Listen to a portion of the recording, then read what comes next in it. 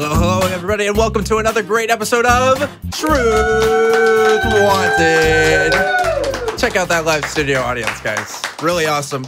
I'm your host, as always, Objectively Dan, and joining me in studio today, on this day of all days, Phil Ferguson. Buongiorno, signore. Yeah, for the Phil Ferguson Show. In case you aren't aware, Phil has been doing the podcast thing. He's been doing the book writing game. He's been doing a lot of games. A lot of games For a long time, longer than I've been doing this stuff.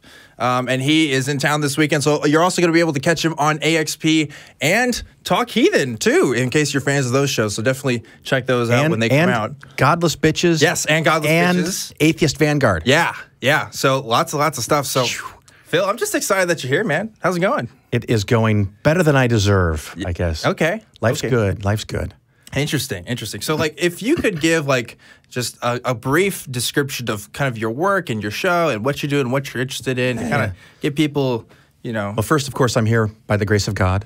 Of no, course. just kidding. Right. I'm a long-term evangelical atheist, so that's have some fun with that. Sure. Yeah, of course. We take this very seriously. Yeah. Very seriously. I have been involved with the secular movement for about 12, 14 years. I lost count in there somewhere. I've been on the board of the Atheist Alliance International. I've been on the board of the Secular Student Alliance, and I was the treasurer for Reason Rally 2016, and of course involved with Reason Rally 2012. So I do a lot of things. My business is Polaris Financial Planning. Once again, Polaris Financial Planning, all one word, .com is the website. Really lame website. Go check it out. Have a podcast cleverly titled The Phil Ferguson Show, because I'm a naming savant. So we've got that going. And on the show, I often talk about politics, religion, and money, the three things you should never discuss with your family. Politics, religion, and money. Mostly money and atheism is the stuff that we get into there.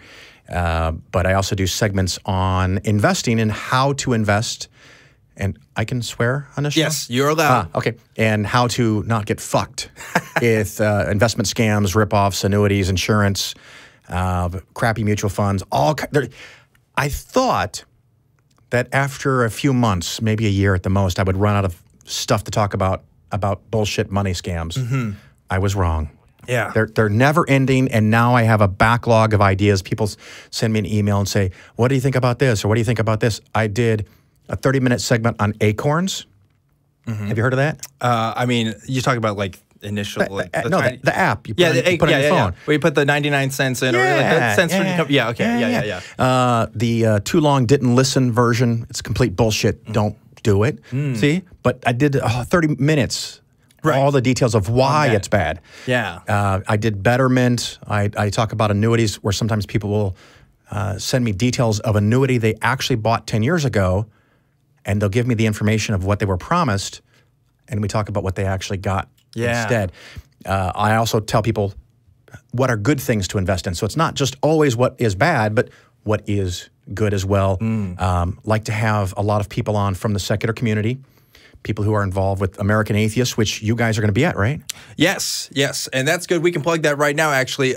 If you want, not me, but if you want to catch Eric and some of the guys from AXP and stuff, they are going to be at American Atheists this year. That's going to be April 19th through the 22nd, I believe, somewhere around that weekend. And they're going to have a booth. I think they're doing a Talk Heathen, and AXP is going to be represented there as well. And if you want to catch me, I'm going to be at Faithless Forum the weekend after that in Dallas. But if you haven't bought your tickets for that already, I have been told they are sold out. So sorry, but there is a wait list that you can sign up for on the website, and you can check it out on there. So very nice. Yeah. I will also be at the American Atheist Conference in Cincinnati, like you said, April 19th, whatever that Easter weekend is. Easter weekend, yeah. Just a couple. Let's look at that. There it is. There's a nice little thumbnail up there. Just a couple short weeks from now. And my show and my listeners, we raised a total of $7,500 for American Atheists for the purpose of travel grants for students. Oh. So high school and university students, if you haven't done it yet, if you're thinking about it, if you can get to Cincinnati, contact American Atheists. Do not contact me about this. I'm not handing out the money. I gave the money to American Atheists. They have $7,500 to provide comp rooms, travel expenses, but it's for students only. And my fantasy was to have 150 to 200 extra students at that conference, because what is that? The children are our future? That's right. Well, something like that. Yeah. I mean, they're supposed to be the ones to figure out, global warming and this stuff by now. It's not really happening, but... So there's a lot of things like that I'm involved with. Last year, we raised $42,000 for Secular Student Alliance. Once again, the Phil Ferguson Show. Go check it out. If you got questions about investing, we can do some today, maybe. Yeah, whoever this calls. is a call-in show. So It's a call-in show. You are wanting to talk to Phil, if you already think something he said is bullshit already, we have the number right there on the screen. So those of you who are watching this live, you can call in. Our lines are open. We already have a couple of people who are calling in now, so definitely get your call in if you want to talk. I want to ask you, because it's very interesting. I think as skeptics, we want to believe in things that are true, and we want to figure out the best methods of finding true things. And we don't always talk about financial, decisions in that kind of sense. We talk about tithing, right? Indeed. But which I do, by the way. Yeah. Oh, okay. Well, I'm sure there's some joke in there. No. What 10% of my company's gross revenue. Oh, okay. Not net. Yeah. Gross. 10%. Goes to funding things like Secular Student Alliance, American Atheists, and different organizations like that, because I think religion is a net negative to our probability of survival as a species. And I want to fight it with all of my being and with a generous but not too large of a chunk of my money. So that's something I happen to have. I have more money than time, so I give money to organizations where there are people that are spending their time and maybe don't make enough money. So I try to balance that out so we can have more people involved, because a lot of our problems are based in religion. And coming to a place like Austin, I get to see some of that, people walking around on the streets.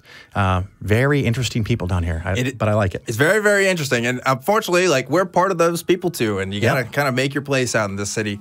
And we got some cops in the background here too. That's awesome. I was kind of interested because as someone who grew up in a religious home and kind of grew up with a kind of religious mindset, I'm sure the way that I approach finances and investing and stuff is probably affected by that as well. I was definitely, pressured. We were joking about tithing, but that was something I seriously considered. And it was oh, this is a moral obligation I have and stuff like that. And now that I'm kind of out of that, I'm wondering what do you recommend to people who grow up in these kinds of, I guess, I don't want to say totalitarian mindsets, but controlled mindsets about how they talk about their money. And now they're free to use their money how they wish. Do you have recommendations on where people who are growing up like that should start? Yeah, so a couple things Dave Ramsey is a famous advisor that appeals to religious people. One of the things he talks about is how evil debt is. And debt can be very dangerous. But debt is a tool. And like any tool, you can use it correctly or you could use it incorrectly. So you need to understand how debt works and how it can work for you. So if you're buying a car and you can get a 1.9% loan, that's almost free money that they're lending to you, and that's very advantageous. If you get a credit card that has 22.6% interest rate and you can't pay it off, that's incredibly bad. So debt can be good or bad. I do have a book list. Would you like to hear my book list? Shoot it. Go for it. So this is the 4 books that I recommend to everybody. And of course, there's many, many books about investing, but I've read almost every financial book that you can read, and these are the ones that I think are the best general purpose how to invest. They're not specific. So if you want to do real estate and flip homes, that's not my thing. It's not my forte. So the 4 books, you start with The Richest Man in Babylon. Now, I will warn you, it's an old book. It's 70, 80, 90 years. It's out of copyright. But the nice thing is it's a $2 or $3 book, and you can even watch it on YouTube. Someone sat down and read the book because it's out of copyright, so it's free. The Richest Man in Babylon. It does drag a little bit in the middle, but keep going. It doesn't have any math, maybe a teeny bit of math, but it goes over the idea of why you need to save. And again, going back to this religious idea, if you think Armageddon is coming 5, 10, 20, 30 years, why save money? It's a different mindset. I hope to live at least as long as my parents, maybe longer, but The Richest Man in Babylon. If you get through that book, which it's very short, 2-3 hours if you're a slow reader, the next book is called A Random Walk Down Wall Street. And this first came out in the early 70s. And I like books that have stood up to the test of time. So that's been 40, almost 50 years. And it does get updated every 5 to 7 years. So get a recent version of it. Again, that is A Random Walk Down Wall Street. And that will introduce you to what are funds, what are stocks, what are bonds, different types of investments, gives you that really strong foundation so that you understand much more about investing. The third book is called Winning the Loser's Game. And this goes over the logic of how the industry is so efficient and so professional that the odds that you're going to be a day trader or do options or puts or calls, or you're going to find some clever way to make money that someone else is not already doing, is pretty much non-existent in our modern day and age. That's, again, Winning the Loser's Game. And then the fourth book is kind of like a textbook. It has a lot of data, graphs, mathematical calculations, standard deviations, a very comprehensive book that is called Common Sense on Mutual Funds, and it's written by John Bogle. He is the founder of the Vanguard Mutual Fund Company, the largest publicly traded mutual fund company in the world. And that book has, if you don't read the other books before it, you might not understand the context and the framework and the vocabulary in it, so it can be really hard to read. But it also has a lot of data, a lot of math, a lot of statistics. If you're into that stuff like I am, you'll love that book. But if you go through these 4 books and you learn 2/3 of what's in these 4 books, you will beat 95% of all other investors. Wow, interesting. You know, my parents grew up on, I mean, I grew up on the Dave Ramsey plan. I think my parents were on that. They listened to the radio shows and they did the whole thing. I mean, is that, and I've heard mixed things. I've heard that there's a lot of actually good advice that comes out of that, and kind of the more religious stuff is kind of almost kind of a footnote in a lot of those cases. Is that kind of true? It's funny because it's been a while, maybe 2+ years ago, I did an entire show dedicated to Dave Ramsey and his philosophies and the things that he promotes. And I think I came away with it that about 85% of everything he says, I agree with. Okay. The 2 big, well, maybe 3 things. The 3 big things, like the Spanish Inquisition. The 4 thing, okay, 3 things. One is he sees debt as a moral obligation, and no matter how big your debt and no matter how you came across your debt, you owe it to yourself and to your God to pay off that debt. If your kid gets leukemia and you get a $300,000 medical bill, that's your problem and you've got to pay it. I think that's complete and utter fucking bullshit. File bankruptcy. Dave Ramsey, I think, filed bankruptcy twice. And then he found religion and started making money. And now he says no one else can file bankruptcy like he did. So I have serious problems with that. The other one is he can be so painfully hardcore right-wing conservative in some of his values. And then the third thing, of course, is the religion. But for example, he'll say something like, rich people are more likely to go to a gym than poor people. And that correlation he turns into a causation so that if you go work out, you're going to make money. And maybe you don't go to a gym because you're fucking poor. And you can't afford the gym. Maybe because when you have 2 jobs and both of them require you to stand all day, the last thing you want to go do is lift weights or ride an exercise bike for an hour. When you're wealthy and or have a desk job and you sit on your ass all day, maybe an exercise bike is a really good idea. And so I think maybe if there's any correlation at all, it might be backwards from what he had. But he also had a thing like rich people tend to have bigger houses. No shit, Sherlock. Yeah, that's kind of obvious. But it's kind of like, so are you suggesting that I should buy a really big house and because that's going to make me wealthy? That doesn't make any sense. Yeah, and I imagine with the gym thing, you know, like people who are more affluent and have, you know, more income, have more leisure time, and at that point they can, you know, have more time to go to the gym and stuff like that. Whereas, I mean, there's a clear link of like, if we're looking at socioeconomic situations around the country, that people who come from lower socioeconomic backgrounds also tend to have more health problems, especially when it comes to that, and that seems to be a link there. So, yeah, that's interesting. I didn't know about all that. And So, but the general advice about keeping your costs low, paying off your debts. One thing he does have that's nice is he calls it, I think it's the Debt Snowball, where he recommends that you pay off the smallest debt first. And there's some merit to that psychologically, that if you start paying off a debt that's $5,000 or $6,000 and it's going to take you 2 years to pay it off, that can be demotivational because you just keep paying. It doesn't feel like you're ever making progress. But if you have a bill that's $300 and you can pay that off in 3 or 4 months, it's a confidence booster. When you do the mathematics, though, whatever's the highest interest rate is what you should pay off first. But if you stop, I could see paying off a few small debts first to really feel like you're making progress.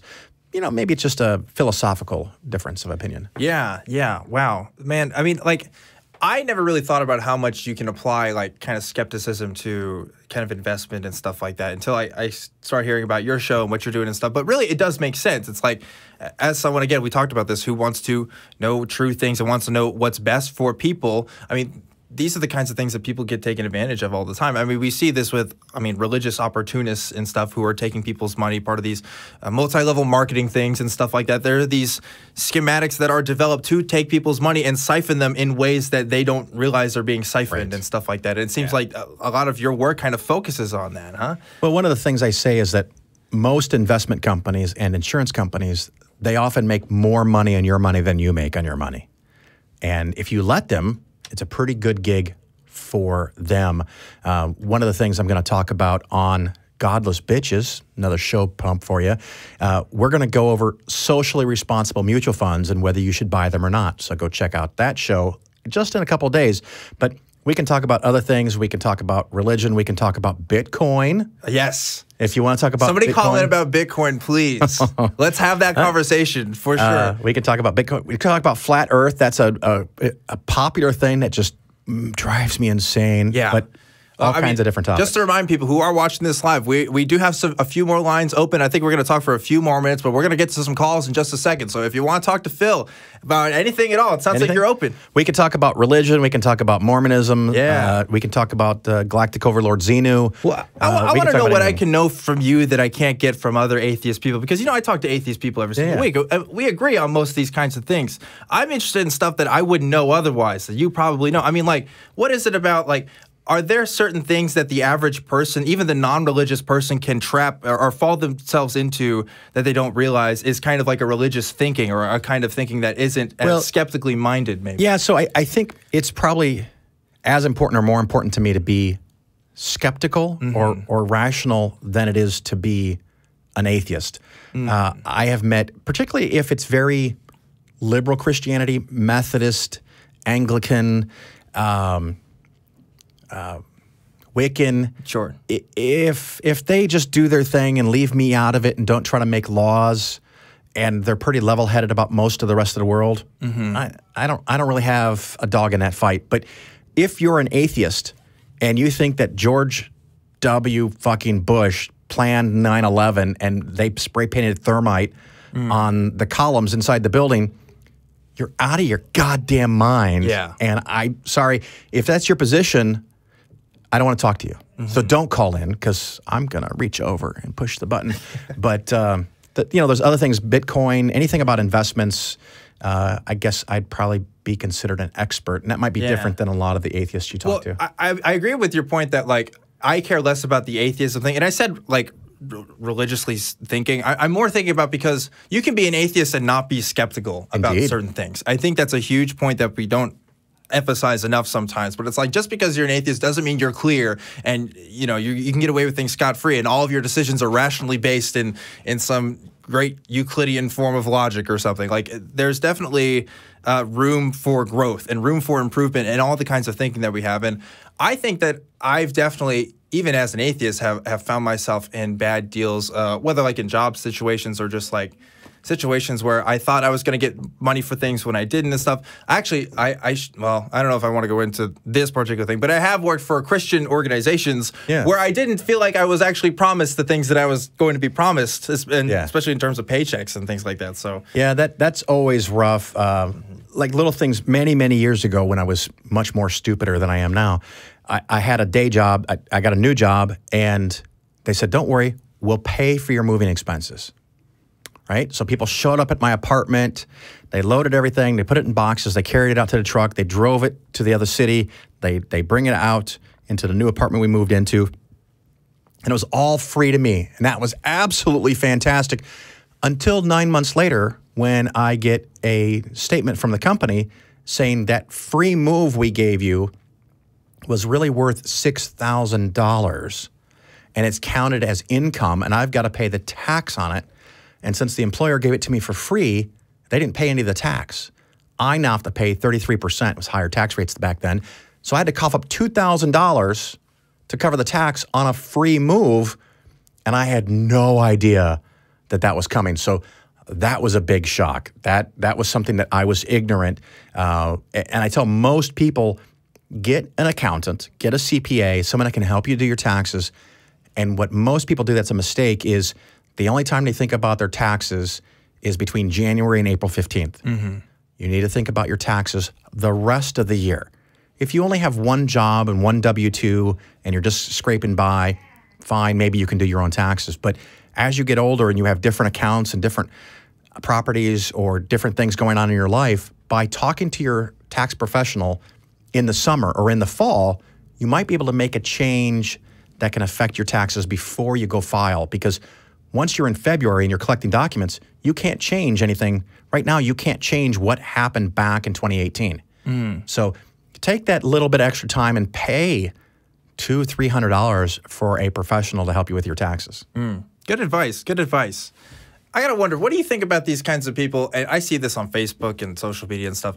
You know, there's always some conspiracy about like the Federal Reserve or you know, George Soros, or like this kind of these hidden transactions that are going on in the back of in some foreign land or even domestically sometimes with these big kind of companies and stuff. I mean, like, do you ever get a lot of that on your show? Do you talk about those kinds of claims and things? Well, first of all, George Soros, I love you, baby. Thank you for the check. You know, there's a conspiracy theory about everything. Yeah. I don't really deal with George Soros or the Rothschilds that much. I'm not interested in it. Probably the closest I've gotten is I had an author on that talked about the history of the Fed, the Federal Reserve, and how that works. But we approach it from a factual perspective of on this date, this happened, on this date, this happened. And there are some problems with our system of how the Federal Reserve works, and some of them are weird historical things that maybe made sense 30, 40, 50, 70 years ago that aren't ideal now. But I do know that while the Atheist Community of Austin cannot take a position on politics, Trump's picks for the replacement of the Fed chair chief are off the rails, insane, and dangerous. Matter of fact, probably the single most dangerous thing Trump ever said, and this will surprise you, is at some point he said we could, as a country, renegotiate our bonds and our debt and or not pay 100% of our debt to people that buy U.S. government bonds. If we ever do that, the United States government will not be able to borrow money at 2 and 3% like it does now. Because if there's a risk of default, if I'm going to buy a bond and I might get only 70% or 90% of my money back, a 2% interest will not be satisfactory. The amount of our debt amount of our annual budget for our country that goes to servicing debt would balloon and explode if we can't get away paying 2 or 3%. We have to pay 7%. Very, very dangerous thing that could ruin the entire economy. You know, it seems like most people only care about this stuff right around tax season. Yeah. You know, that's when you see the most people being vocal about, oh, where's my money going for this, this, and that. And that's the time when I see the most of the stuff on social media and stuff. And then suddenly everybody becomes an expert on how taxes work and how all these services work and things like that. And it's just kind of like... it just popped my head kind of tangentially. Another thing that drives me nuts on my show, I talk about a lot of investment topics and I make mistakes. I've done this for 23 years. Investments. I don't know everything, even after 23 years, and I make mistakes. And my listeners, I have some of the smartest freaking listeners of any podcast. Boy, they'll let me know when I fuck something up, and I want them to, and then I do corrections. Occasionally, I'll get people that send me emails that say, you should stop doing corrections because you're undermining your own credibility. And to those people, I say basically, fuck off. If you want to live in a world where your experts can't be wrong, don't listen to my podcast. Wow. Great advice. And I suggest the same thing for this show as well. I always plug my email at the end of the show. It's truth@atheist-community.org. If I ever say something that's super out of whack, definitely tell me about it. If any of my guests say on, just go contact them somehow. I was going to say contact them as well.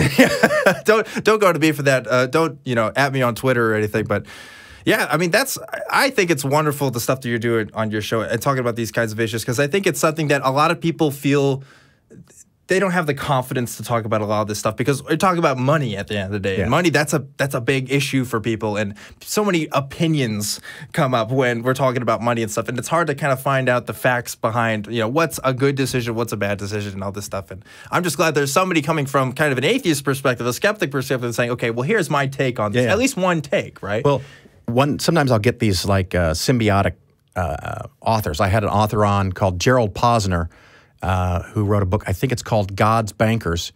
He spent 8 years researching the Vatican Bank, all the history about the Vatican Bank. If you already don't hate the Catholic Church for child rape, which should be enough, read this book by Gerald Posner about the Vatican Bank and how it is basically the world's largest money laundering organization. It is truly staggering. I believe it. I coming from a guy like you, I'll have to check that out though. I think that's something to look into for sure. And he's a Pulitzer Prize nominee, not for that book, but for other books. Really, really good author. Cool. Well, I think we got a few calls here. Yeah. Are you ready to take some calls? Let's talk to some people. All right, just a reminder to people, we are taking calls live, so call that number on the screen if you want to check us out. Let's go to, I think this is Adrian in Romania. Adrian, is this how you pronounce your name? Adrian, you're on. Adrian, hello. All right. Well, we're not getting any audio, Adrian. That's all right. All right. We'll put you back on hold. But, Adrian, you're still on the line. We'll try to see if you can talk to our producers in the back here and try to make that happen. But we can go to another call here. This is from Tim in Washington. Tim, can you hear us? Yes, I can. How are you? Going well, Tim. Going well. I'm here with Phil. We're having a good time. What's up, Tim? Hey, Phil. I just wanted to get to know who Phil was, so I went on your channel and I subscribed. Thanks. And I was listening to one of your podcasts you did with David Fitzgerald about missing in action. Yes, sir. I am so fucking interested in reading that series of books because I'm kind of doing that right now with my own study, looking at the stories of the Bible and how they fit with the precession of the sun through the ages, such as Moses fitting with the age of Aries and the beginning of the age of Aries and the end of the age of Taurus, and how Jesus being the last ram for the age of Aries and moving into the age of Pisces, and how they also fit with the sun god myths of that area. Yeah. I recommend David Fitzgerald's books, all of them. Matter of fact, I just finished recently, him and his wife did a science fiction book called Time Shards. So if you're ever looking for a light-hearted, very good science fiction book, it's not too long, and I know David, so I expected something good, but I really liked it. That's called Time Shards. But yes, Mything in Action has 3 parts. He also did Nailed, 10 Myths, and he also did a comprehensive book on the Mormon cult. So lots of fun stuff to read from David Fitzgerald. I've read some of his stuff too. I have the first part of Mything in Action, and I have Nailed. I have it on my Kindle. It's good stuff. I mean, like I personally don't consider myself a mythicist, at least at the moment. I'm definitely more skeptical now than I used to be about this kind of stuff. But it's still worth reading, in my opinion, to see kind of where the debate in the scholarship is, and to see like, okay, what reasons are there to believe, what reasons aren't. It's definitely something interesting to look at, regardless, for sure. So, Tim, do you have any questions specific for me that I can help you with? Not really. I mean, I'm just kind of now getting into that. I've been kind of feeling like that Jesus never existed to begin with for about 2 years or so. Yeah. And then as I was studying the precession of the sun and realizing, oh my God, the stories of the Bible match up so well with the precession of the sun through the ages, and it just looks. And so I started reading. Oh, God, there's a couple of books that my high priestess of the coven gave me talking about Jesus and being the sun god myth, and also the second book that comes with that about the goddess. And I just haven't been able to finish them both, but very scholarly, and they have very decent footnotes that also are leading me to other places. So I'm just kind of really studying and all of that on all of that so that I can speak about it just a little bit more. Excellent. With a little bit more confidence, I suppose. Well, I would love for you to read some of David Fitzgerald's stuff and call back when you get done. We'd have a great talk about it. There you go. All right. Thanks, Tim. Yeah, that would be awesome. All right. Thanks, Bye-bye. Tim. Yeah, appreciate it. Yeah, I've talked to Richard Carrier, actually. I've met him, and he's a cool guy. And like, I think talking to him about it in person and asking a lot of those kinds of questions I really had that, you know, you could read a book, but you can't always find the answers to. I think that helped lead me towards the mythicism position a bit more. I'm still kind of, I guess the word's agnostic to use about the issue. I don't know if I'm 50-50, maybe 60-40. Where do you fall on that? I think the odds, so it depends on what exactly the question is. Sure. Let's say that whether Jesus was a real person that existed. So, yeah. Was there someone ever that had that name? Yeah. Of course. Yeah, of course. Of course. Was there someone that had that name that had some adventures that got blown out of proportion? Probably. Sure. Was there somebody that came back from dead a day and a half, because it wasn't 3 days even in the Bible, a day and a half after being crucified? Fuck no. Come on, people. Let's grow up. That shit didn't happen. It's not how the world works. We don't live in a supernatural world. That person didn't exist. A child who was 8 and then disappeared for 22 years and then showed up when he was 30, got sacrificed. You know, the very idea that I have the ultimate power of the universe and I fuck up the Garden of Eden, and I go through Kings and I go through Judges, and I have a guy take his son and stab him with a knife. And then all that shit fails in the Tower of Babel. And so I've got to come down, sneak down to planet Earth and rape a chick who's a virgin, and she's got to tell her boyfriend or her husband so I can give birth to myself. That's crazy talk. Absolutely crazy talk. We look at any other thing like Zeus and all these other myths. They're myths. It's time for us to put Christianity in the myth category. So was there some guy named Jesus? Sure. But I guess I fall pretty hard on it. It's either he didn't exist or it doesn't matter. Because if he did exist and he did most of those things, he's not a deity because we don't have deities. Sure, sure. I think that's where I'm at. It's like, sure, there's a guy named Jesus that exists 2,000 years ago, and maybe the Gospels were trying to describe this historical figure in this person. And I think Paul and these other people were probably real too. Whether or not the actual stories and the events that take place in those Gospels about what he said and what he did, especially about what he said, which I think is really interesting. I think a lot of people are like, well, you know, these events may have happened, but at least this guy said these things. And I'm not even sure if that's true for a lot of this stuff. I think you can cross-reference some of this material from other kinds of sources and just kind of look at the history of how these specific sources developed, and like, especially if you look at like the Q documents and stuff. I mean, it's a whole thing. The other thing, we could do a whole episode on this. Really, the other thing, it segues really good with my other topic, money. Yeah. Okay. That's interesting. To borrow from George Carlin, the guy can create the entire universe, but just can't do money. So here's what I'm going to do. Hang on a second. Hang on. I got a challenge for Jesus right now. Oh man. Right. Here's $20 American. Right there, Jesus, you got the next hour. Come and take it, bitch. It's there waiting for you. He always needs money. Come take it. Don't make me go take it to one of your church centers, because those guys skim so much off. You know how much churches give? There's another money thing. Okay. You know what the average church actually gives to charity? Tell me. Now, I'm not counting building expenses. I'm not counting land expenses and replacing the boiler and replacing the roof and paying the minister and the minister's house and the minister's secretary. I'm not talking about all the funds that go to pay off parents who got raped as a child or their child got raped. I'm not talking about that. I'm not even talking necessarily about mission trips where they go in to build a school. Well, maybe they're helping a little bit there.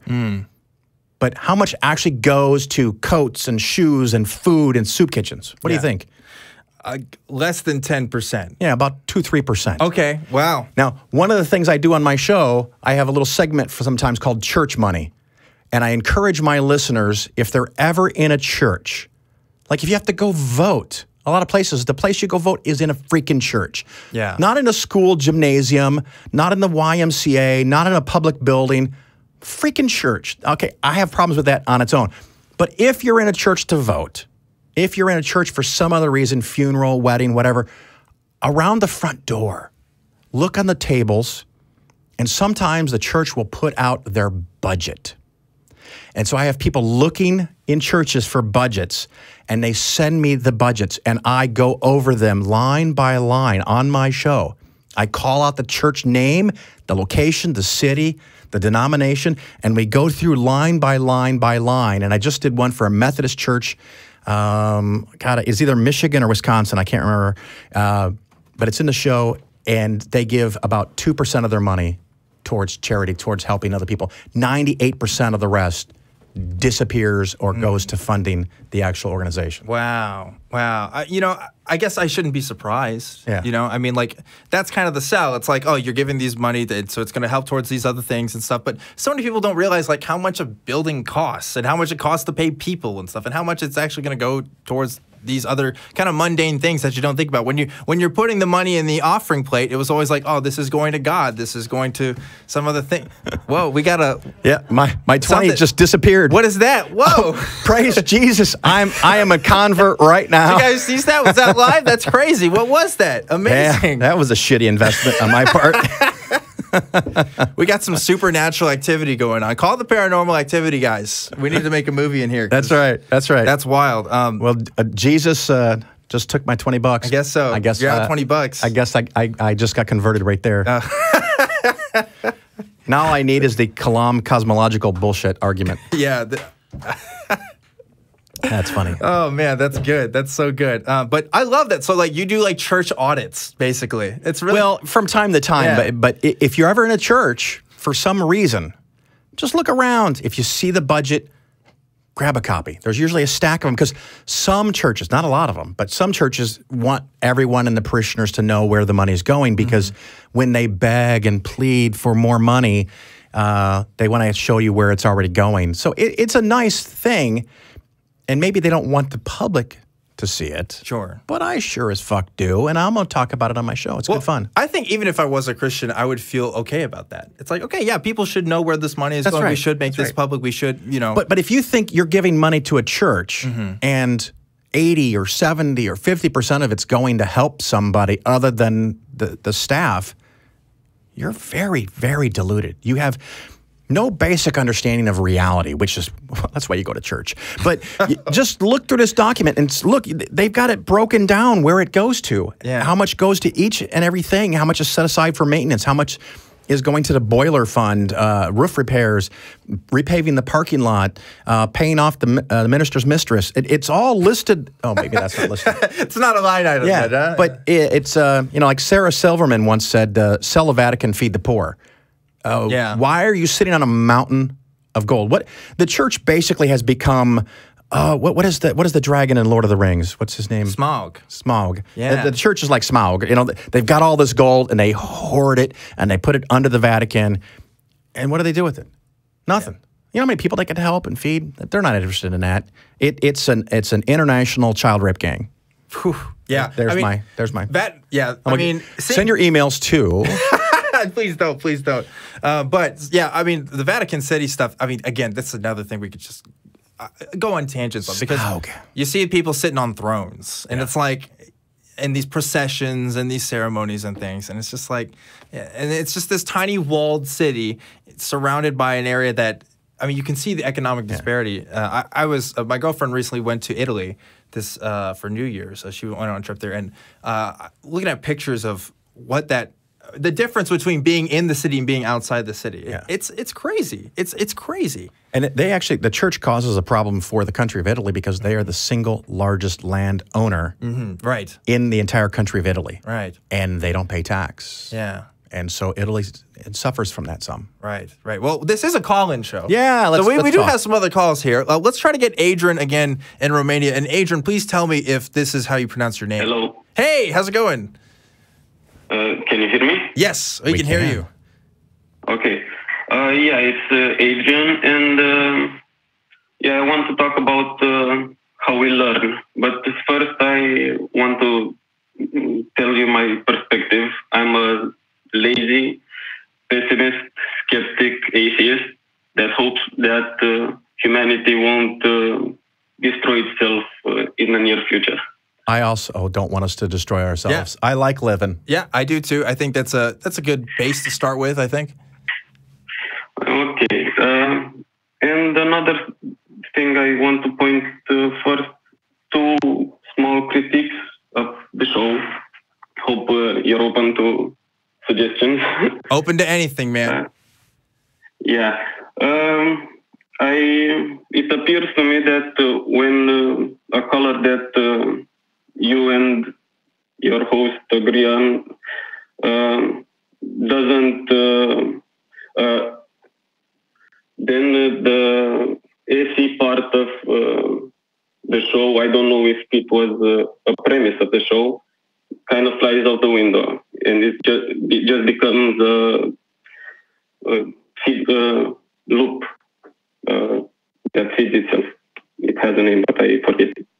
Okay, it's a little bit hard to understand you, but I think you're saying something about how the last caller was saying some things that we kind of didn't challenge, maybe? No, not the last caller. Okay. I watched a bit more of your shows, and I observed that when you and the caller agree on something, it's not really a challenge, no? Yeah, a challenge, yeah. If me and the caller agree on something, we don't really challenge that. Yeah. Yeah, I mean, yeah, unfortunately, I am a human being, and I do have my own biases and prejudices. I think part of what I wanted to really do with this show was to challenge everything, even the stuff that I believe in. And maybe I don't always do that the best. I mean, I have a fellow like atheist on with me, for example. So like we're going to share a lot of perspectives on the same. I have had a Christian co-host on before. I've tried to have people of other religious persuasions. If you saw my episode with Ocean, having a paganist perspective and stuff. I definitely could do better at it. I mean, what do you think I should do better at? I don't know. Just to ask more questions to verify the degree of belief. Okay. Even for the people that you agree with. Yeah. I don't know. Can you give me a specific example, maybe? I think that'd be helpful. A specific example? Yeah, about like when I agreed with somebody, maybe? Or you could email the show. That's true, too. So you're not on the spot. Yeah, I'm going to email the show with examples. I don't have one on my mind at the moment. Okay. So about the topic I was actually calling in. I believe that the way we learn is and the only way humans learn is by repeated exposure to information that is somewhat consistent, and we internalize it based on the impression that the people around us gives us when we do this. I think that sounds mostly right, but my expertise is not in learning. However, I just thought of an example where I don't necessarily always need repetition. As an example, if I put my hand on the hot stove, I don't need to do that 4 or 5 times. I figured that shit out pretty fast, and I don't repeat it. So some things maybe. Yeah, but I'm referring. Sorry for interrupting. I'm referring to in this situation on the things we learn from others, from text, from I don't know. Yeah. Not really the personal experience that does us harm. That's another part of the biology. I'm thinking about the accumulation of information. Sure. So I have a degree in university studies, and one of my areas of study was organizational leadership. And within organizational leadership, we learn about different theories of learning and kind of like the scholarship on how that works. And there's multiple theories. I mean, there's multiple ideas, and they've been developed over time, and it's hard to you know, I could talk about this all day, but there's different ideas of how memory works and how cognition works and how environment works in tandem with learning and stuff. One thing for sure, though, is I don't think anybody has all the answers figured out. I think if somebody came in here and said, if everybody learned just this particular way, I think the whole world would be better, I would say that's BS. Yeah. I think people work under different conditions in better situations. I do think that people work best in like small groups compared to larger groups. I think that's one fact across the board that works out pretty well. I think people work generally, I mean, like the more hands-on sometimes something is, I mean, that works a lot better for some people. I mean, you can break these down into different things.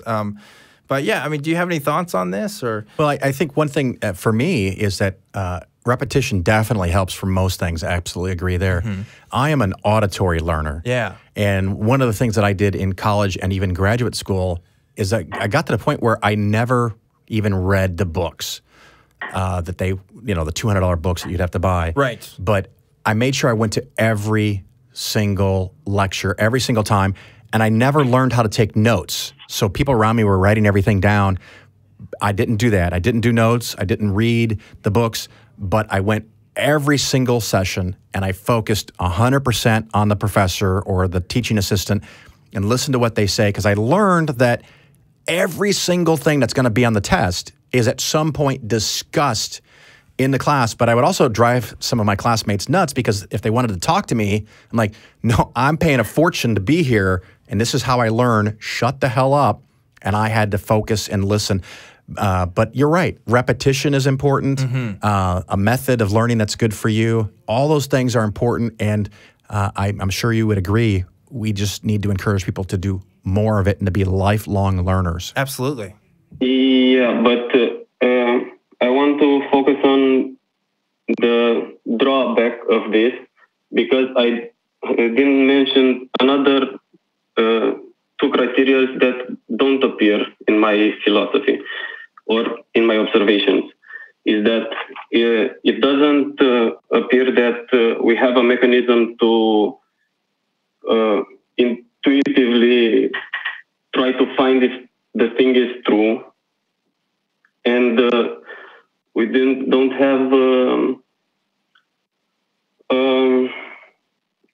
a way to build in that.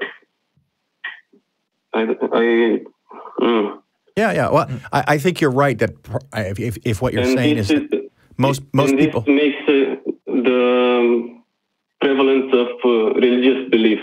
I think. I think because the brain approximates a lot of things. It's right. built that way. Yep. I agree. Yeah, I think, you know, our philosophy of how we do education in the United States could definitely improve. I think that's something that most people in this country would agree with. I think the disagreement comes with exactly how, but we don't. Even in Romania, we don't have. I mean, unless you're taking critical thinking courses, unless you're taking philosophy courses and things like that. I mean, a lot of this kind of stuff that we in the skeptic community and the atheist community value isn't always put into the public school system, into other educational institutions like we'd like it to be. And I think that's kind of a problem, because if you don't teach people how to think about things, then it doesn't matter how much information you give them. If they don't believe it, then they don't believe it. For example, I mean, like, I know evolution is put in our school systems and stuff, but we still have tons and tons of people who reject it outright because of their systems of understanding knowledge, and how they understand the world is way different from what, you know, you or I might understand things. Yeah. Mm-hmm. But at the same time, I think we could hijack this quirk of the human mind by, I don't know, making a community or organization to which we donate, and the single thing that it should do is to flood all medias with ways to think critically or to find the truth. Basically, ads, commercials, animation for the kids. I mean, that's the only thing it should do. Yeah. Don't create content, just promote it. Yeah, I see what you're saying. The money. I mean, like, that's what, like, History Channel and, like, National Geographic are supposed to do. Yeah. You know, I don't think they always get there. I think at the end of the day, you know, capitalism kind of wins, and capitalism says, well, the most sensationalized things and the most things that people are interested at the moment, like Kim Kardashian is going to be more popular than an elephant documentary on, you know, Animal Planet. It's just kind of how human beings want things, and what we want is not always what's best for us, and that's just kind of the way the world goes, so... I wasn't talking really about those full-blown, full-budget kind of projects. Just small ads, small animation clips. Repeat until... I see what you're saying. Well, we don't want to brainwash people now, you know. We kind of do. Yeah.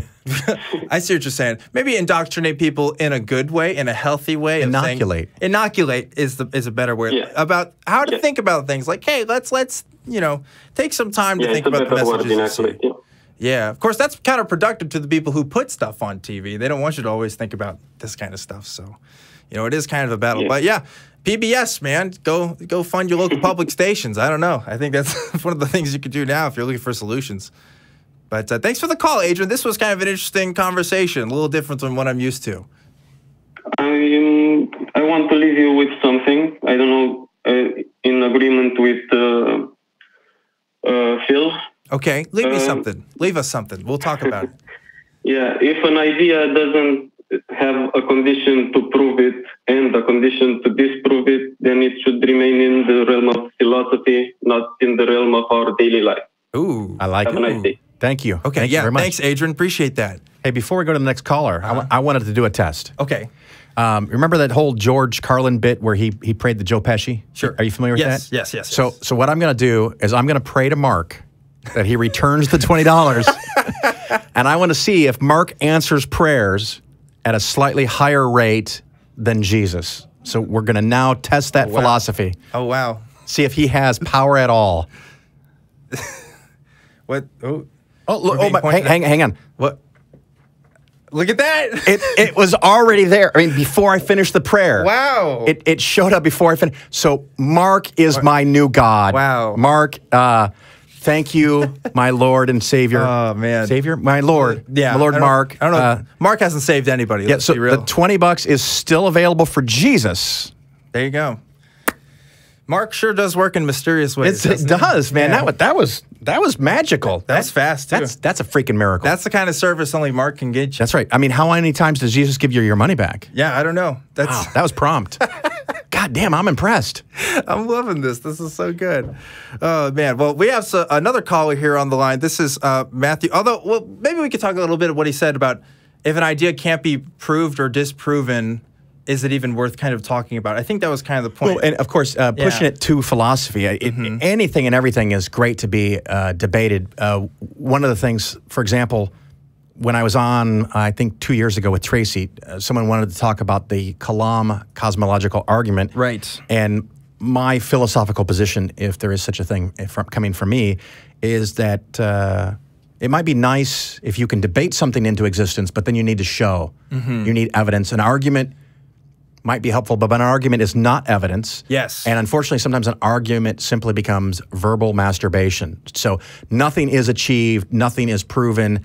That's not enough. If there is an ultimate creator of the universe that can do anything, and the best thing that you have is a fucking complex, convoluted argument that takes half an hour to explain, if that's all you got, move along. You got to come up with something better. I want evidence, and I don't consider an argument to be evidence. Sure. And we actually had this conversation with a caller that called in a few weeks ago now, talking about kind of the Kalam cosmological argument. And I just had this conversation with them. I was mostly just asking, okay, I accept this premise of a prime mover of this creator and stuff. And I heard that.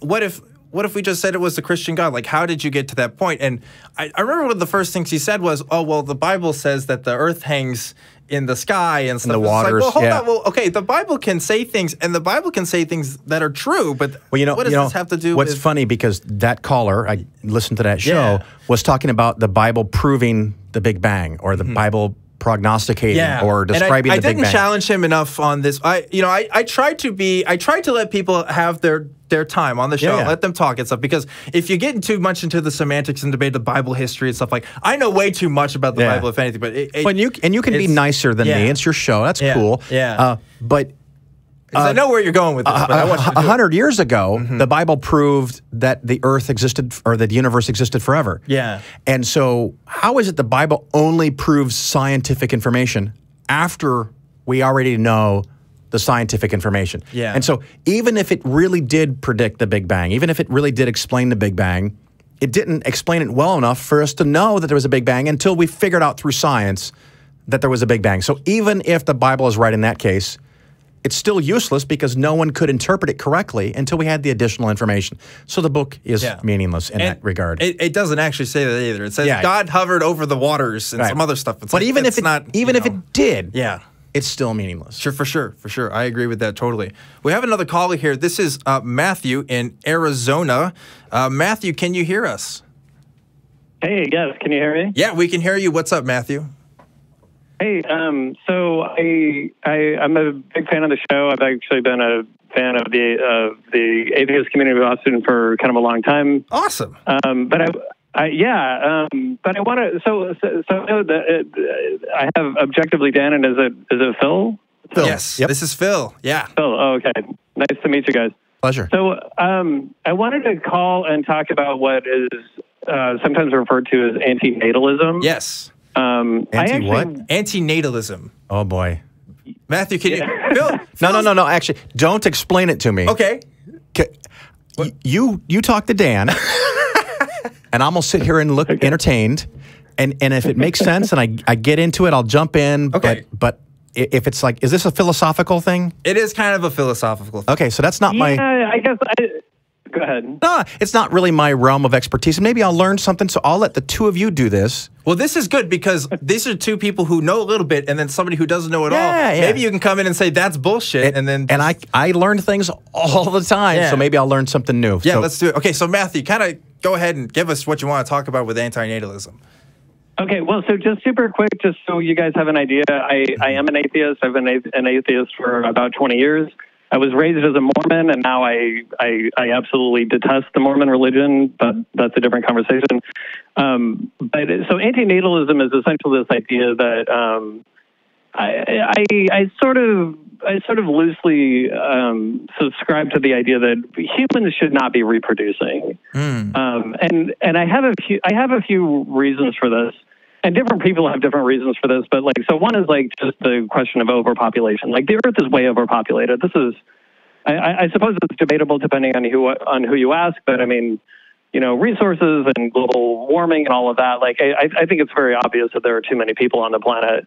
And then you have the argument that sort of from the Matrix, Agent Smith explaining to Neo that humans are basically, I can't remember if he says parasites or a virus, but Agent Smith makes this speech about how humans basically you take and you take and you take and you take and you give nothing back. And I don't actually think that's entirely true. I think humans do a lot of giving back, but we are a species that is, I mean, we have sort of taken over the planet, and I'm not sure that I'm not sure that collectively we're very good for the planet. I'm a strong defender. I do consider myself a secular humanist. So I defend humans and human rights and all that kind of stuff. And I certainly would never suggest that humans should be stopped. I don't think human reproduction should be legislated. I believe in human rights. If people want to reproduce, then we should be allowed to. I don't think that it should ever be legislated or anything. I just think that people ought to be more educated and consider the idea that maybe we shouldn't be reproducing, or at least not as much. But the main thing is the issue of consent. So in the age of consent, when it comes to engaging in sexual activity within a person, I believe in consent. And I feel like I can extrapolate this out to the question of being born in the first place. In other words, my issue is that nobody ever asked my consent for me to come into existence. I was forced into existence. My mom and dad got together and did the nasty, and 9 months later I came along, and it's what the fuck? I didn't ask for that. Yeah. don't get me, like, don't worry, I'm not suicidal, but I am a little resentful about the fact that I exist, because now I have to work my ass off 60 hours a week and pay bills and struggle to get along in the age of Trump. And I'm like, why the fuck did I didn't ask for this. Right. You're inclined to exist in a society and stuff, like to sign the social contract, even though you were never handed a pen. Yeah, I totally get that. Yeah, exactly. So I'm a little, I'm a little bit pissed off about it. I mean, don't get me wrong. There are lots of good things in life, but no, I'm a little like, no, you didn't get my consent first. Yeah. And so that's my real issue with it, is just from a moral level, like, because we're always, well, not we, but like, social conservatives are always saying, well, you have to consider the rights of the unborn. And I'm like, well, yeah, you're right.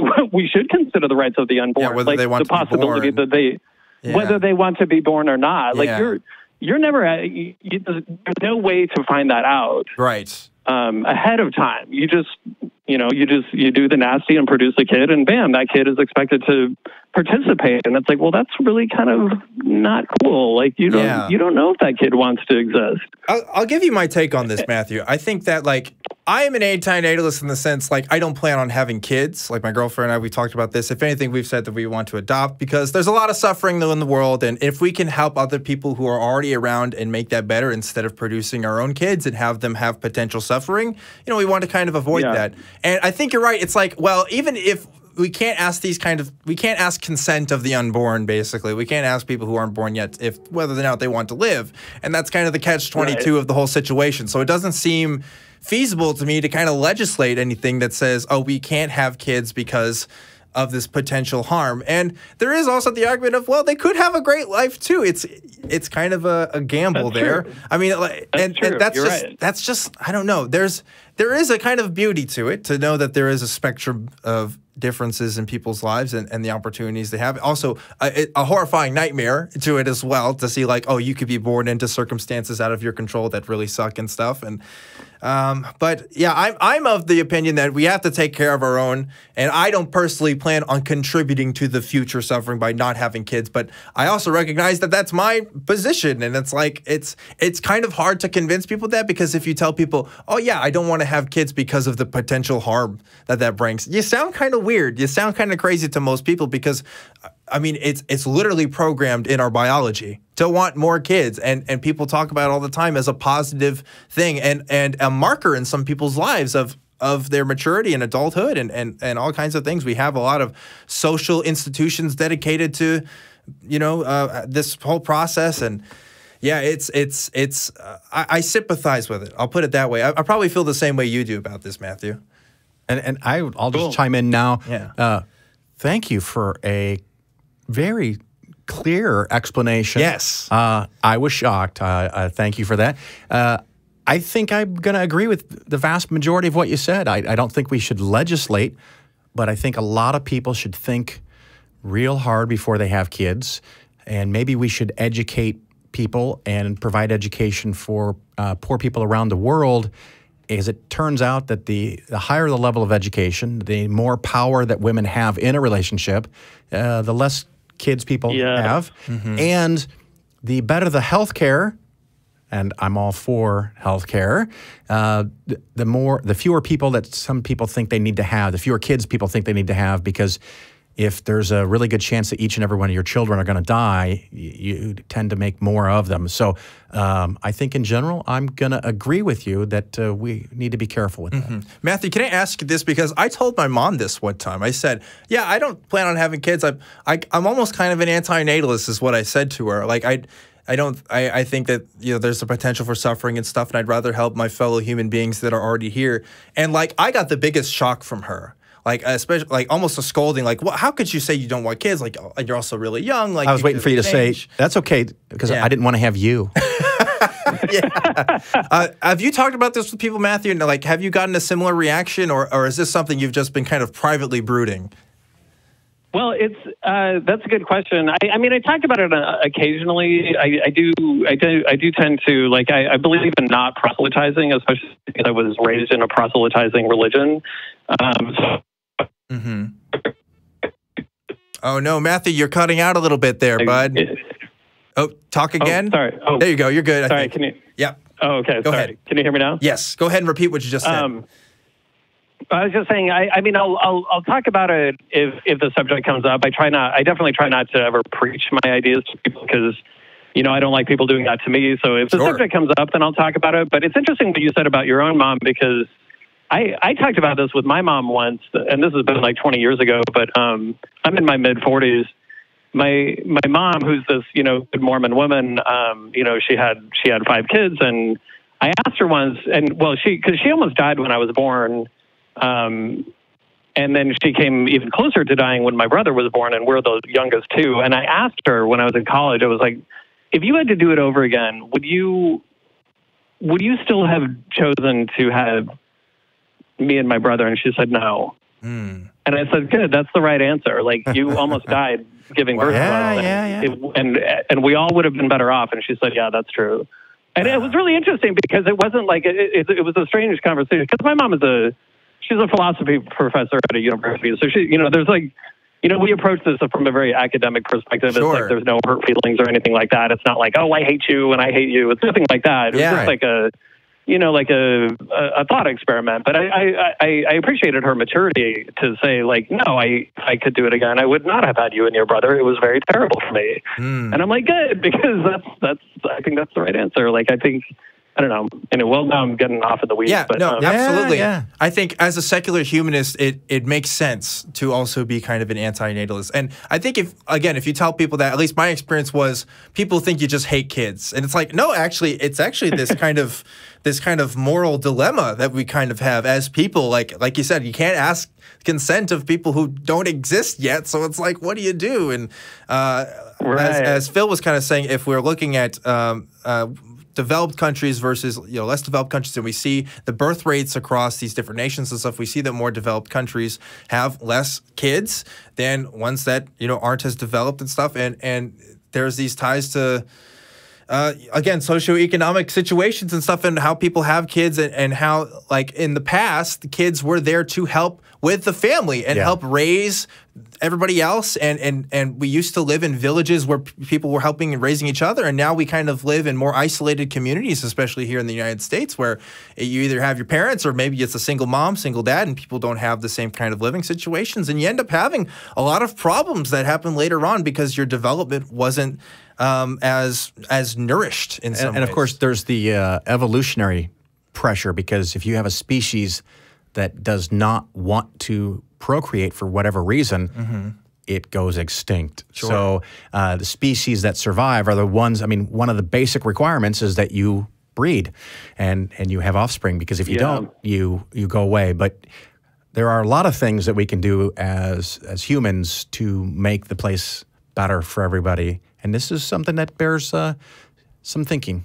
Yeah. Great call, Matthew. Thanks for talking to us about this. Thank you. I appreciate you guys taking my call. Absolutely. I'd love to hear from you again. Take care. All right. Yeah. So now Bitcoin? Bitcoin, yeah. Just so you know, we do have some more time left the show. The lines are open. So if you guys want to call in, come on and call in. Yeah, because otherwise we got to make shit up now. Yeah, otherwise we just have to, I mean, there's so much I could talk to you about, Phil. Honestly, I mean, we could talk about Bitcoin, but man, like you've been doing a podcast for years and years and years. About like, 6 years. You know more. You've been doing this stuff longer than I have. I mean, like, if anything, you could BS this stuff more than me, right? Well, it's a funny thing, because when I first started getting involved, most conferences, most things that I went to, I was one of the youngest people in the room. And now that's starting to change. I'm one of the oldest people in the room sometimes. When I was American Atheists, the last year's convention was my first ever atheist convention. Yeah. And you know what? That's a pretty large convention. You get a lot of people. It's pretty good size. And it's got a good mix, really nice mix. I was like the youngest. Besides the people who like brought their kids, and one of the youngest, and that's one of the reasons that I did the fundraiser, and we raised $7,500. I want to see up to 200 college students there, because that shit matters. They're going to be around. I hope for them much longer than I'm going to be around, and I want this process to continue, because I don't think that me and the others that are doing this are going to eliminate religion from the planet within the next 30 years. So someone else is going to have to carry the mantle. You know, in a few weeks, I guess I could say this year, I'm planning on having Ryan Bell come on, from president currently of the Secular Student Alliance. One, because I'm a big fan of Secular Student Alliance, and I wonder, like, man, I talk to people in the atheist movement all the time. Where are the people that are my age that are talking about this stuff? I think there's these assumptions about people that are closer to my age as well. What I find a lot in anything that involves activism, and this kind of weirdly ties to the last story, last caller, you don't have a lot of people with young kids who have podcasts and blogs because they got shit to do. They got a job. They got to take care of the kids. They got to take them to soccer, to band camp, whatever you got to do. A lot of people are young and don't have kids yet. And then you have a lot of people whose kids have finally grown up and moved out. So that it frees up enough time that you can do other activities. But if you're thinking about doing a show of any kind, video, audio, a blog, do it. Yeah. Don't wait till you know 100%. Just get in and start. Absolutely. If you want to know how to do a podcast, you can contact me. My email is phil@polarisfinancialplanning.com. Yes, all one word. I know it's long. Sorry, you have to spell and shit. But if you want to know how to do a podcast, I can give you some suggestions. My way is not the only way. There's lots of ways. A lot of other podcasters will help you. If you want to know how to start a blog, ask a blogger. If you want to know how to do video, ask someone else, because this is not my thing. But do something. If you don't want to do your own thing, volunteer. If nothing else, start a local group where people can meet. And maybe just like here, because when I come to Austin, I don't know if I want to call it my second home, but man, it's starting to feel like it, because this thing here in Austin, this is magic. You can move into Austin and show up, walk in the door any day of the week. It's open well, not 24/7, but every day of the week. Every day of the week. You walk in here, there's a few people hanging out. You can make friends. You can ask for help. It's like those services that the churches provide that helps a lot of people stay in a church. Yes. Because if you get ill, someone's going to bring over a tray of lasagna. We are building these things, and it's not just here. There's other places around the country, but religion has 2,000, 1,800, 1,700-year head start, at least Christianity. At least Christianity. It didn't really start in year zero. That's crap. But, but they got a lot of time, a head start, and we're working on that, and I think that's great. This is a nice place. It's wonderful, isn't it? I mean, like, and here's something that I really like about it, because I grew up religious, and so whenever I left my community, I didn't have anywhere to go. Like I felt so alone. And at first it was just all online friends and stuff. And then I got involved here at the ACA. I used to, before Truth Wanted was a thing, I used to come down here every weekend and do call screening for Atheist Experience, back with Eric Murphy and Jamie and those guys back before they had their show. Then they got their thing, and now we're here. And it's like, I'm here because the community was here. Like, I'm here because, And something that, again, tying into money, if you get benefit from this, if you're watching this and you're waiting for next week to see the next show, donate some freaking money. You have a Patreon page, I'm assuming? We do have a Patreon page for Truth Wanted, and if you go there, you should know this. I don't get any money from that Patreon. Nor do I. This guy definitely does it, but all that goes to the ACA. It helps make this show better and all the other stuff that we do at the ACA better. And that's true with the other hosts of the other shows here as well. So yeah, definitely think about that. It's patreon.com/truthwanted if you're interested in donating to the show and stuff. Become a patron. You'll get ad-free versions of the show. We also have the show on iTunes and Spotify and other places and stuff. And you always have a direct line to me on there too. And you always do anyway with my email address and stuff. But definitely check that out. Any fun things in the comments? Because people are writing comments right now. Let's take a look. I wanted to make a quick observation, though, because we were talking about like younger generations and why we're not seeing this much. Here's an observation I have, because the people that I know that are my age that are doing this stuff in general, and this isn't true for all situations, but I think it's because I did grow up in a religious situation that these issues matter to me a lot more. I think most people my age, if you grew up secular, okay, like you have other things you can do. You know what I mean? I'm much more invested in this because I know so many people, and it's because I had to have so many things change in my personal life that, selfishly so, I want to make changes in other people's lives, kind of, right? And if you grow up secular and you don't realize the kind of, I don't want to say privilege, but like if you know, like when you're a Christian in this country, like most people, at least here in Texas, think the same way you do. And it's like now most people don't think the same way I do in a lot of ways. And that's noticeable. And I want to change that in ways. Yeah, you know? I know I found it. Right now I live in the southwest suburbs of Chicago, near the city of Joliet. Before that, I lived in Champaign-Urbana, home of the University of Illinois. And we had the hardest time to get a group up and going in Champaign-Urbana because Champaign-Urbana is like being in Boston or Seattle. Incredibly liberal, Priuses everywhere, Teslas everywhere, plug-in cars. And you have a meeting to talk about the problems of religion, and they're kind of like, what are you talking about? Religion doesn't really affect my day. Most of the times, religion doesn't come up.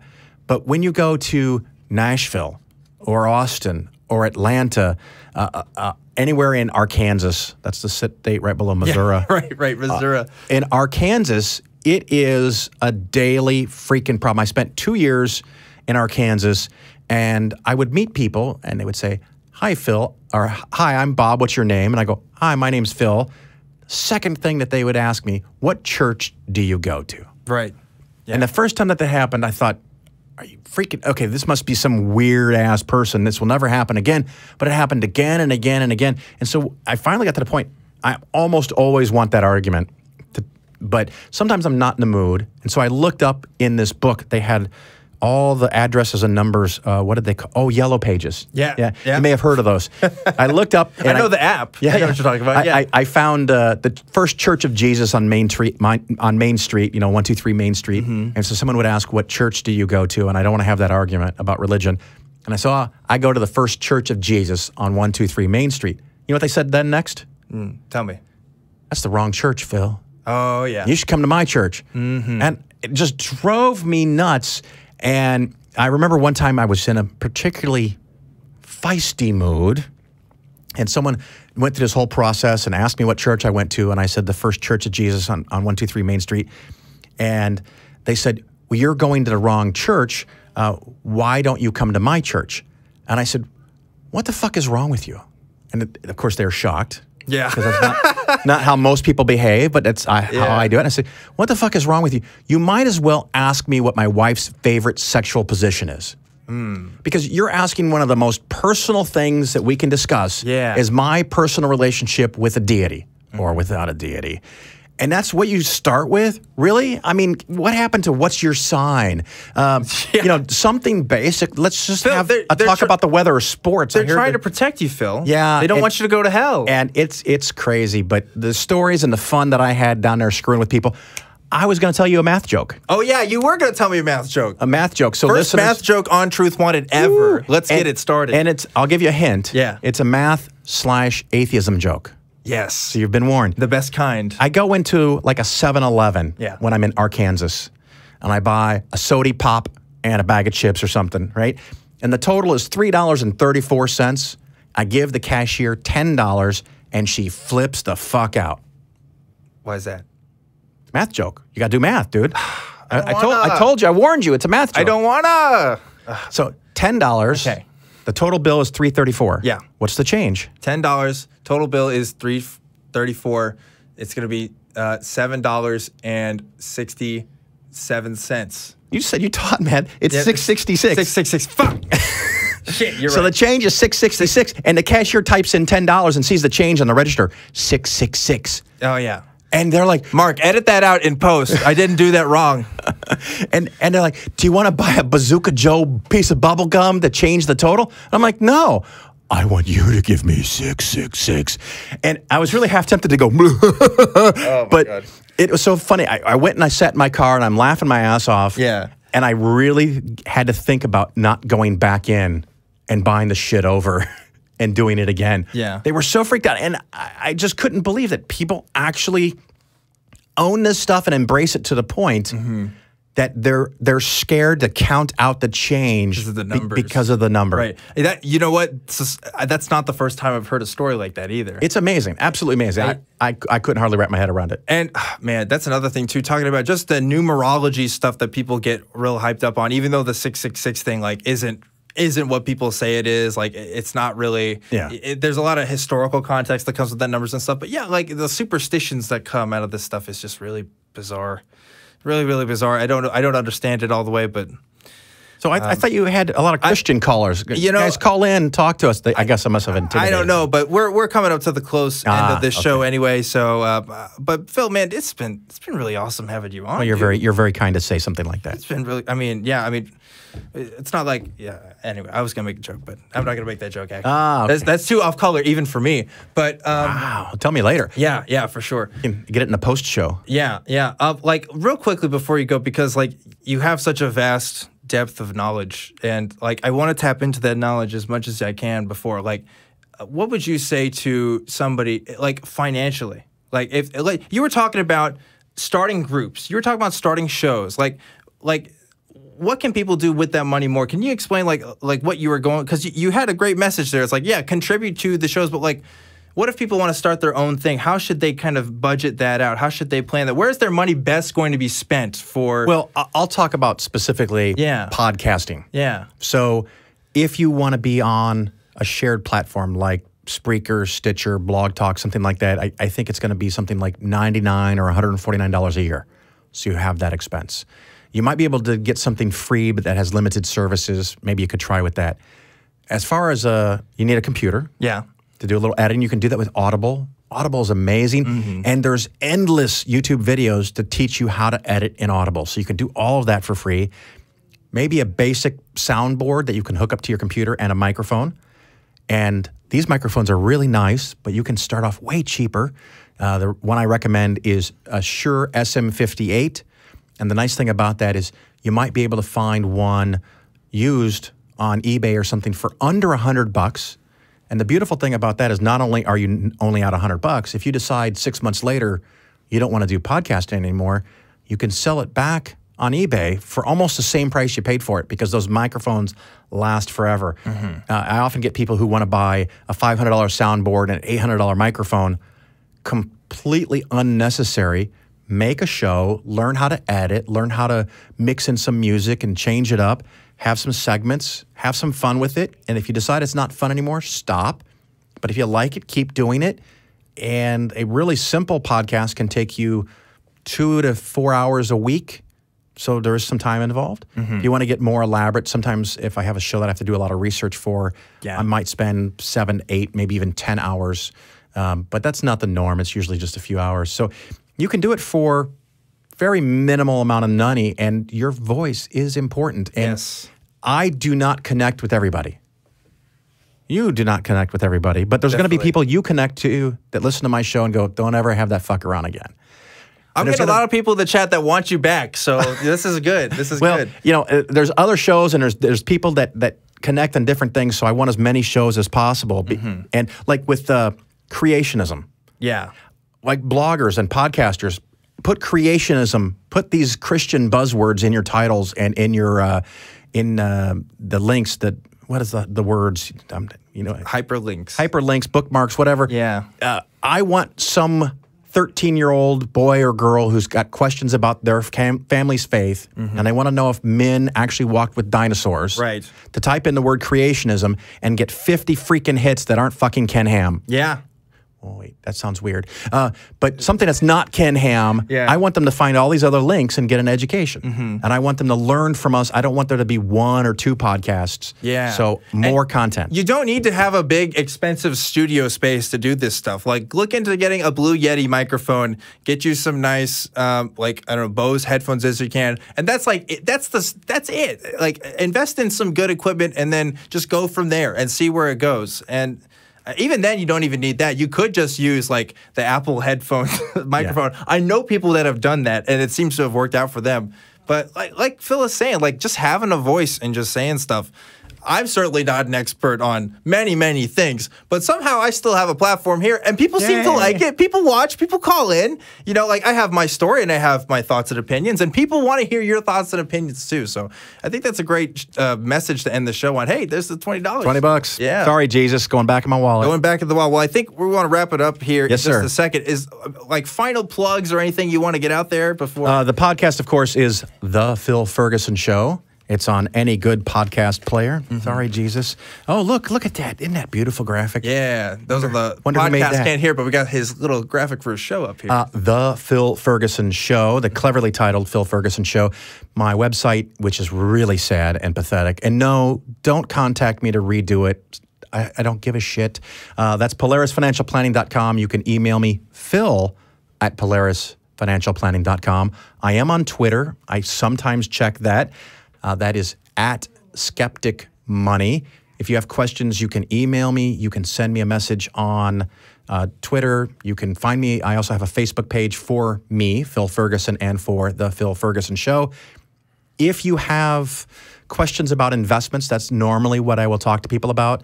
If you want to know if you have good funds, if you want to know if your 401k at your company is a piece of shit or a good one, if you're getting an offer from your employer because you're getting to retirement and you can have an annuity or payments, if you want someone to look at what you're doing and give you a, well, I guess it'd be solicited opinion because you're going to contact me. If you want a second opinion, let me know, and I'd be happy to help. I want to point out, because the chat is getting on to me, fine, don't get Bose headphones, okay? I have Bose headphones. They're real nice. Apparently, they're not good for people. Maybe they're too expensive for some people's taste. All right? Are you happy? All right? I'm already upset about this math thing, okay? I'm never going to live this down because that's out there on the internet now, and I don't need this right now, okay? So just stop criticizing me. Just kidding. I don't really care. But cut that math joke out and make it go viral. Yeah. Because then you'll get more viewers.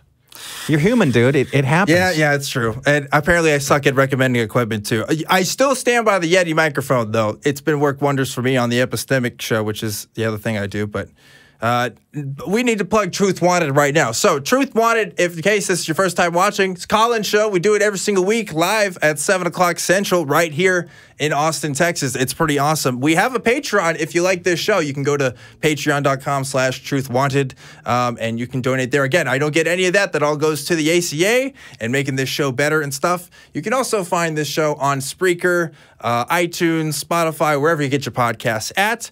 If you want to contact me, you should definitely check out my email address. It's truth@atheist-community.org. And I'm also a big Twitter guy. I am at ObjectivelyDan on Twitter. Check me out on there, guys. Next week, I want to announce this just ahead of time to get you guys hyped up. The man, the myth, the legend, Matt Dillahunty, will be joining me here in studio, just like Phil is tonight. So if you want to see things get really crazy, definitely check in for next week. And it's going to be awesome. Phil, do you have anything else you want to say before we sign off here? No, I don't, other than just thank you. Thank you so much for having me. I had a great time. I appreciate it very much. Yeah, wonderful show. I'm so glad we had this, but that about wraps it up for another episode of Truth Wanted, guys. Remember to always keep wanting the truth, and I'll see you next time.